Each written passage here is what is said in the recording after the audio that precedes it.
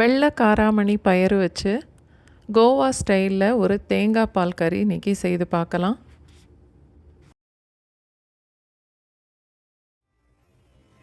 வெள்ளை காராமணி பயிறு அரை கப் அளவுக்கு எடுத்து நல்லா கழுவிட்டு 7-8 மணி நேரம் ஊற வச்சு எடுத்திருக்கேன்.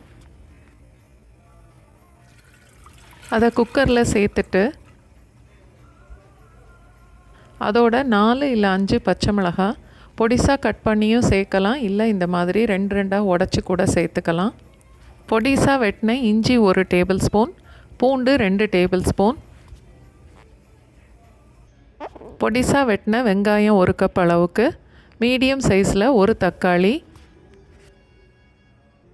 1 இல்லை 2 துண்டு பட்டை, ஒரு பிரியாணி இலை, அதோட கொஞ்சம் கொத்தமல்லி இலை, ஊற வச்ச பயரோட 1 கப் அளவு தண்ணி சேர்த்ததுனால இப்போது அரை கப் அளவுக்கு மட்டும் தண்ணி சேர்த்துருக்கேன்.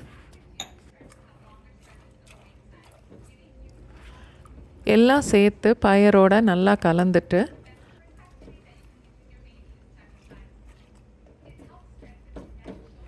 அடுப்பை மீடியம் ஃப்ளேமில் வச்சுட்டு குக்கரில் 5 இல்லை 6 விசில் வச்சுட்டு அடுப்பை ஆஃப் பண்ணிடலாம்.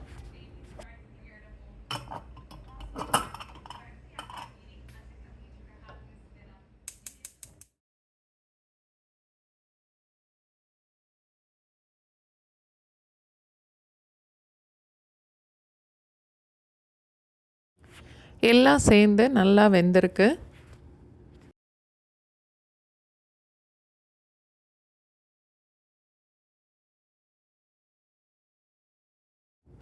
தேவையான அளவுக்கு உப்பு சேர்த்துட்டு அதோட 1.5 டீஸ்பூன் அளவுக்கு சீரகத்தூள்,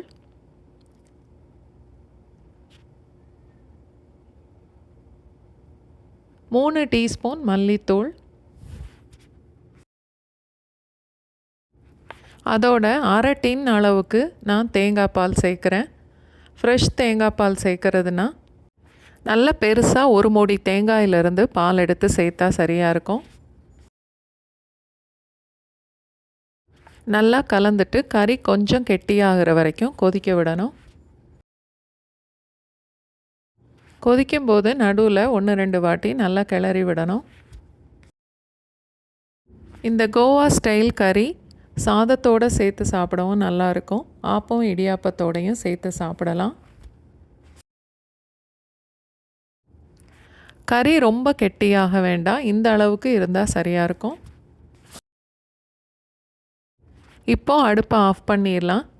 கண்டிப்பாக இந்த கறி ட்ரை பண்ணி பாருங்கள், ரொம்ப நல்லாயிருக்கும்.